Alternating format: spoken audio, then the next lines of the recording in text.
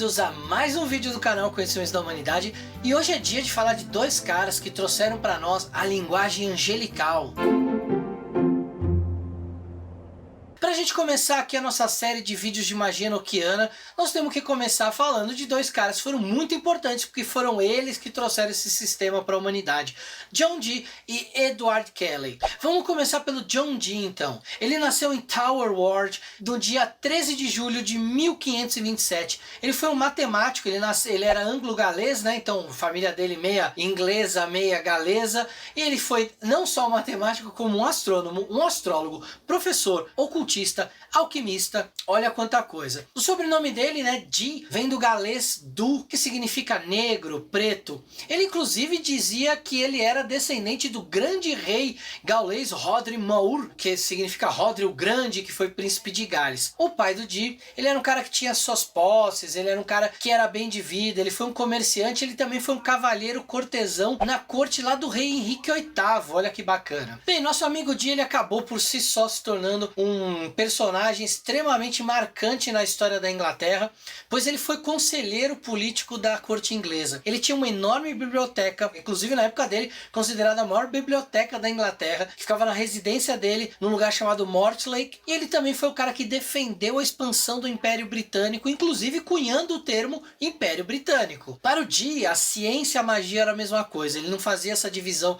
que a gente tem hoje. Para ele, isso era uma coisa só. Ele era um grande amante da matemática, sabia muito de astronomia, sendo considerado inclusive um dos maiores especialistas de navegação da sua época, sendo responsável pelo descobrimento de vários lugares pela Inglaterra. Ele era tão bom em matemática, por exemplo, que vocês terem uma ideia, quando ele tinha uns 20 e poucos anos, a Universidade de Paris convidou ele para dar uma palestra sobre geometria euclidiana. A palestra foi tão boa que inclusive ele foi convidado para ser professor dessa universidade antes mesmo de ter 30 anos de idade. Mas a matemática não era a única paixão dele. Com o tempo ele foi se aprofundando em vários assuntos diferentes e sempre procurando entender esse outro lado da vida, esse lado mais misterioso. Isso fez com que ele fosse estudar magia, astrologia, artes divinatórias, o hermetismo, o neoplatonismo, em específico o neoplatonismo renascentista de um cara chamado Marsilio Ficino, que é um cara que a gente ainda vai falar aqui no canal quando falar de humanismo.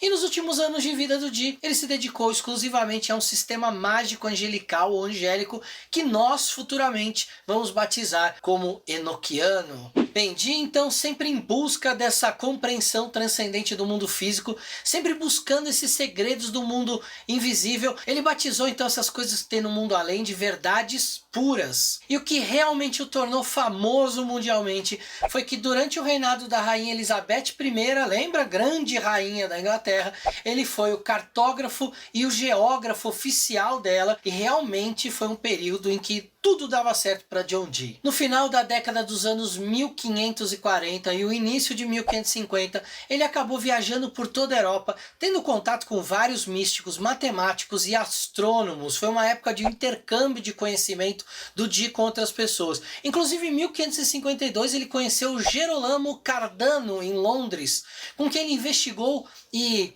teria, será que criado uma suposta máquina de movimento perpétuo, ou seja, que não precisava de energia, se movimentava sozinha para sempre. E também uma gema que supostamente tinha propriedades mágicas. Será que essa era a famosa Pedra Filosofal? Em 1555, usando o sistema de patrimônio, ele acabou ingressando na venerável Companhia dos Mercadores, como o pai dele já o fizera antes.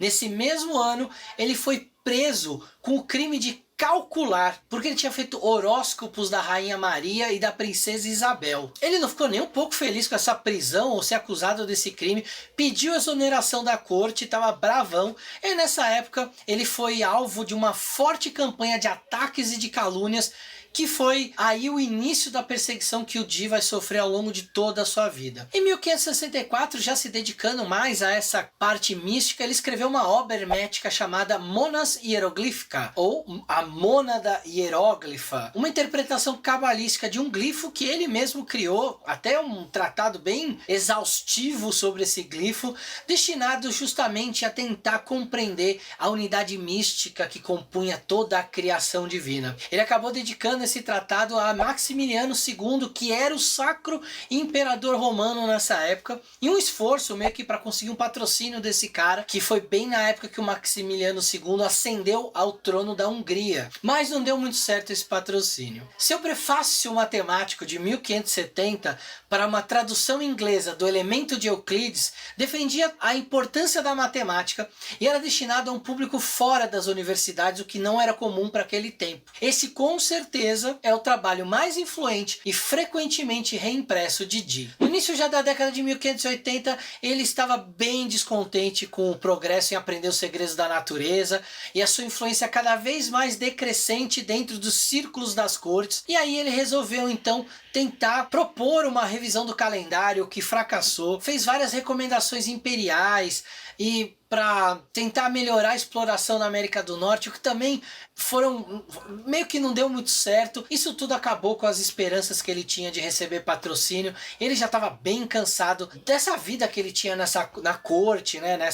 Nesse meio entre reis, rainhas e imperadores. E aí ele resolveu mergulhar de vez no mundo místico. Ele procurou entrar então em contato com espíritos, e para isso ele começou a procurar videntes. Ele queria conversar com espíritos, com anjos, e durante muito tempo ele procurou videntes que usavam técnicas de scrying, que é aquela técnica que você usa um cristal para ver dentro do cristal, que daí se gerou a lenda da bola de cristal. E ele começou a procurar e não achava ninguém que atendesse às expectativas dele, até que em 1582 ele encontrou Edward Kelly, que o impressionou já na primeira tentativa, já com as suas habilidades de médium. Kelly então se colocou a serviço de Dee e os dois começaram a devotar todas as suas ações e as suas energias para as buscas do sobrenatural. E aí nasce a parceria entre John Dee e Edward Kelly, que vai ser a parceria que, através desses estudos e dessas tentativas de trazer espíritos e anjos para conversar, que vai começar a aparecer a linguagem angélica, que vai dar origem ao sistema de magia enoquiano. Mas a magia enoquiana é um assunto para o próximo vídeo dessa série, que só vão ter 2 vídeos, mas aguarde o nosso próximo vídeo, que a gente vai falar sobre esse sistema. É um sistema bem complexo, bem bacana, que foi usado pela Golden Dawn, que é usado por outras ordens nos dias de hoje. Se você quiser saber mais, então aguarde o nosso próximo vídeo. Eu vou colocar as referências nesse segundo vídeo da magia enoquiana lá no nosso Saiba Mais. Continua acompanhando a gente aqui no canal, se inscreve no canal, compartilha esse vídeo, dá o seu like, que é muito importante aqui pra gente, faz com que o nosso vídeo catapulte dentro do YouTube. Esfirras angélicas pra vocês. Nos vemos no próximo vídeo sobre anjos enoquianos. Até lá!